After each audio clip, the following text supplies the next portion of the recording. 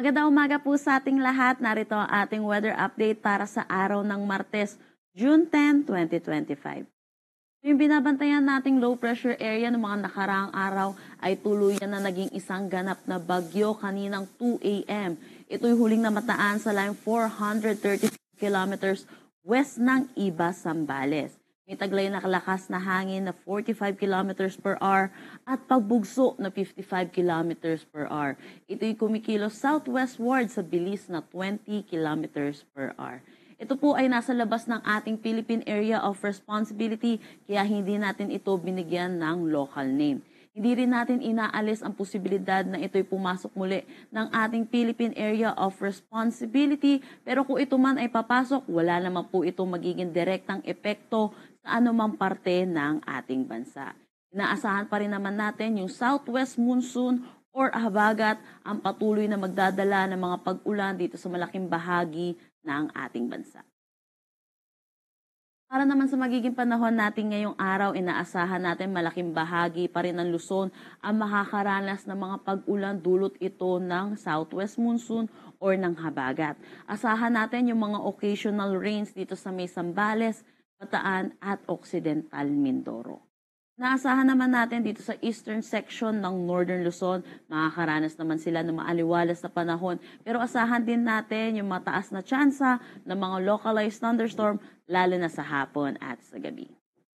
Agwat ng temperatura for Metro Manila 25 to 31 degrees Celsius, Lawag 26 to 32 degrees Celsius. For Tuguegarao, asahan natin ang 26 to 33 degrees Celsius, Baguio 18 to 24 degrees Celsius.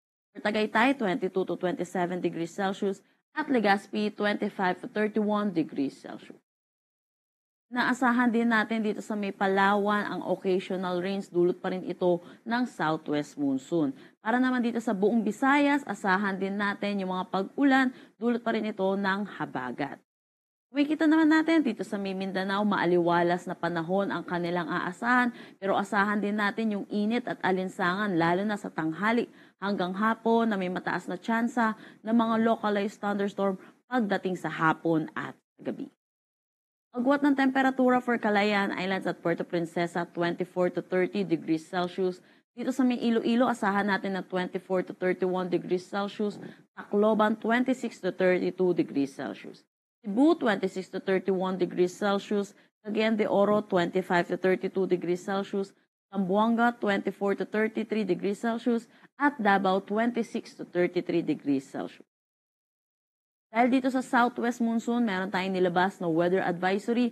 Inaasahan natin para ngayong araw ang 50 to 100 millimeters of rain dito sa may Zambales, Bataan, Occidental Mindoro at Palawan. At yung mga nakarang araw po, tuloy-tuloy na rin ang mga pag-ulan dito sa mga nasabing lugar. Kaya lalo natin pinag-iingat ang mga kababayan natin para sa mga posibilidad ng mga flash flood at mga pagguho ng lupa. Bukas naman, inaasahan natin magkakaroon tayo ng 100 to 200 millimeters of rain dito sa may Zambales at Occidental Mindoro. 50 to 100 millimeters of rain naman dito sa mga nakadilaw sa ating mapa. Yun po, inaasahan po natin, dulot pa rin ito ng southwest monsoon or ng habagat. Para naman sa Thursday, June 12, araw ng Kalayaan, inaasahan din natin ang 50 to 100 millimeters of rain dito sa may Zambales, Pampanga, Bataan, Metro Manila, Cavite, Batangas, Occidental Mindoro at Palawan. Wala naman tayong nakataas na anumang gale warning sa anumang seaboards ng ating bansa. Ang sunrise mamaya ay 5:26 a.m. at ang sunset mamaya ay 6:25 p.m. Para sa karagdagang impormasyon, bisitahin ang aming mga social media pages at ang aming website pag-asa.tost.gov.ph. At yan po muna ang latest dito sa Pag-asa Weather Forecasting Center.